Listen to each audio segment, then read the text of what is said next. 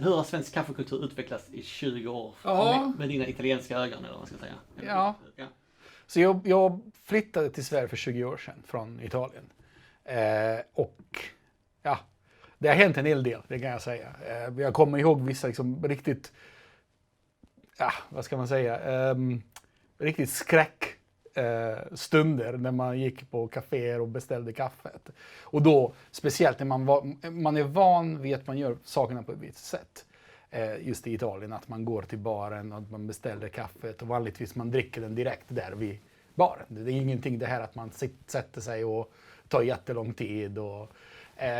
Men det var mest att det fanns verkligen ingen kultur för kaffe. Så jag så liksom beställde en espresso och sen ibland är det så att de gör det på en större kopp och så bara flyttar över till lilla koppen. Sen själva smaken på kaffe får man kanske använda samma bönor till alla sorters kaffe. Och sen har man det här problemet. Nu använder man espressomaskinen mycket. Men då var kanske lite mindre, var mer fokus på bryggkaffe. Och problemet man har även idag när du går och beställer kaffe på ett hotell eller restaurang är att maskinen används inte hela tiden. Och underhålls kanske inte jättebra. Så det är mycket det här att kaffet smakar bränt. Så även i Italien ska du inte beställa kaffe på hotell eller på restaurang. Du ska gå ut till bar. Så det är många som gör det så. Du käkar lunch och sen går du och tar kaffet någon annanstans. Men du känner ändå att liksom är det mer likt Italien nu i kaffekulturen, eller är det mer att Sverige har fått sin egna kaffekultur? Jag tror det är annorlunda. Så grejen är så här att jag tycker Italien har en relation till kaffet ungefär som britterna har till teet. Det är något man bara har där. Så man har inte så mycket kultur själv. Man frågar inte vilka bönor det är i påsen. Man vet att det är en viss märke man dricker på en viss bar. Och det går mycket efter område. Men italienarna är inte så kunniga på kaffet. Det är hög nivå, det är bra kvalitet så man vet att man kommer att få en god espressokopp. Men själva italienarna har inte så mycket kultur. Och det jag tycker liksom, man snackar mycket skit om hipsters, men det är en sak de har gjort bra är att faktiskt introducera lite mer av den här espressokulturen och snacka om vad är det för bönor, var de kommer ifrån, skillnaden på smak, hur det påverkar och olika sätt. Och just det här att det har kommit så många bra kaffeställen som egentligen är hipster-kaffeställen, men det är att de lyckats bra. Det är att det går att gå ut i Malmö och i också mindre ställen och faktiskt få en hyfsat bra eller till och med jättegod espressokopp. Sen den andra stora skillnaden är just det här att den vanliga italienska blandningen har arabica och robusta så det har en viss smak. Utomlands och i Sverige också använder man mycket liksom 100% arabica så det är mycket mer så blommiga bouquet i smaken och man har den här explosion i munnen och italienarna är inte vana vid det. Så de kanske kommer till ett ställe som är riktigt bra på espresso och de tycker espresso är jättedålig för att den passar inte deras smak. Så man har väldigt mycket sådana förutsätta vad ska man säga, liksom, åsikter på hur kaffe ska smaka. Men inte för att man vet mycket om det utan liksom för att så har det alltid varit. Men mycket konservativt på det sättet. Som mycket tradition. Ja. Man har ju de här dryckerna som vi uppfattar som italienska drycker, cappuccino, kaffe latte och sånt. Vad dricker man egentligen i Italien? Ja, liksom cappuccino är mycket så frukostmat. För man äter inte så stora frukost i Italien som man gör i resten av Europa och i Sverige. Utan det är mycket liksom, många italienare bara dricker en espresso på morgonen. Det är liksom, det är många sådana teaterföreställningar och filmer som börjar med att kaffemaskinen är på spisen och så kommer mamman med kaffe till sonen som vaknar. Så det är en ganska populär bild. Och så kanske man går till baren och beställer en cappuccino och en croissant. Och det är mycket där. Och det är just också därför man förknippar cappuccino med frukost. Och det är därför man säger men det ska du inte äta, det ska du inte dricka efter lunch. Det är en måltid i sig. Och det är i och för sig faktiskt att mixa kaffe och mjölk, det blir ganska tungt. Sen är det, vad ska man säga, det är mycket variationer på hur man vill ha espresso. Det är liksom lite mer lungo, så ska vara lite mer kaffe i den, eller ristretto. Det är också så att vissa vill ha den i en vanlig keramikkopp, vissa vill ha det i glas. Så det är så att man får en sån liten kaffeshot.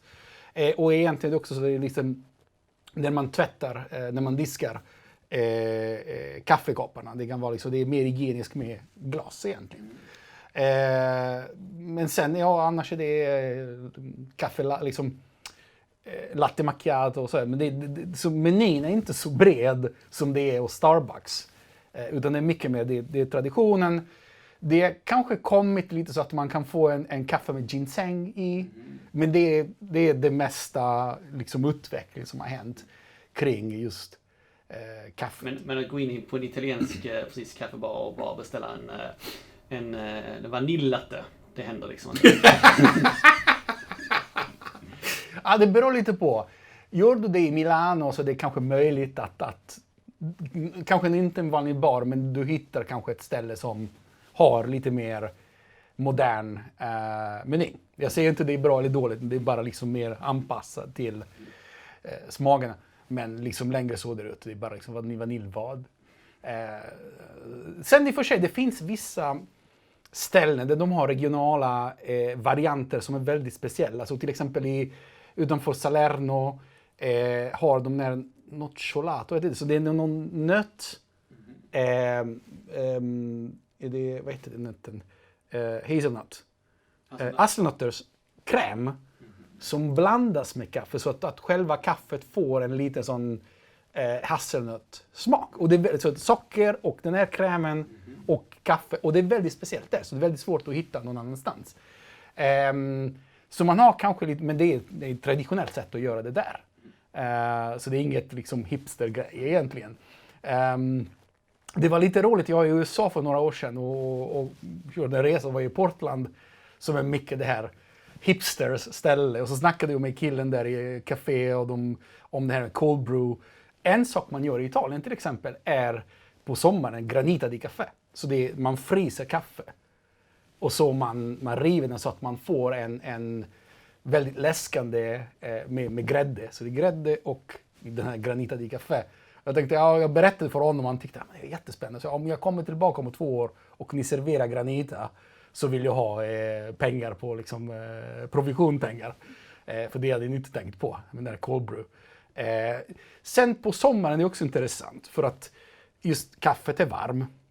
Så är det 40 grader varmt ute. Jag dricker kaffe, vanlig kaffe oavsett. På det sättet är jag väldigt traditionell. Men sen man kan också ha som kall kaffe. Café shakerato, så man tar en espresso shot i en sån shaker för att drinka med is och skaka. Så det blir väldigt krämigt men kall. Så det finns mycket variation där också. Men man kanske blandar inte i så mycket annat liksom konstiga saker. I Sverige hade man aldrig det här med kaffe och chokladpulver på eller kaffe och socker i. Det har vi ju inte riktigt på det sättet. Hur är det med sånt i Italien? Jo, men man tar liksom, det är vanligt, men det kanske skillnaden är att vissa tar vitt socker, vissa tar brunsocker och vissa tar såna sweetener. Men annars är det väl, det är vissa skålor, men det är mer acceptabelt att ta lite socker i kaffe, kanske en tesked, inte mer än så. Jag dricker det utan, men det är liksom för länge, jag hade ju en tesked och sen plötsligt, man vill faktiskt känna smaken på kaffet, om kaffet är bra. Så det är många, liksom, det går olika skolor eller olika tankesätt kring det. Jag tror, går man över 1,5 tesked så tittar folk konstigt på det. Olika regioner i Italien har kaffe. Hur regionalt är kaffet i Italien? Och hur mycket skillnad är det? Så det är klart att det har blivit mer standardiserat på senare år. Men även liksom, man förknippar väldigt mycket, det är ganska intressant, för man förknippar väldigt mycket kaffe med Neapel. Även om de stora kaffebolag som Illy, Lavazza är från norra Italien. Men man har jättemycket kaffekultur i södra Italien. Neapel var mycket mer att man har olika sätt att brygga kaffe som kanske inte blivit så populära. Så den här Moka är väldigt poppis där, men man har också en annan slags kaffekokare som är speciellt napolitansk och som är lite väldigt spännande. Jag ska hitta en bild och skicka till dig.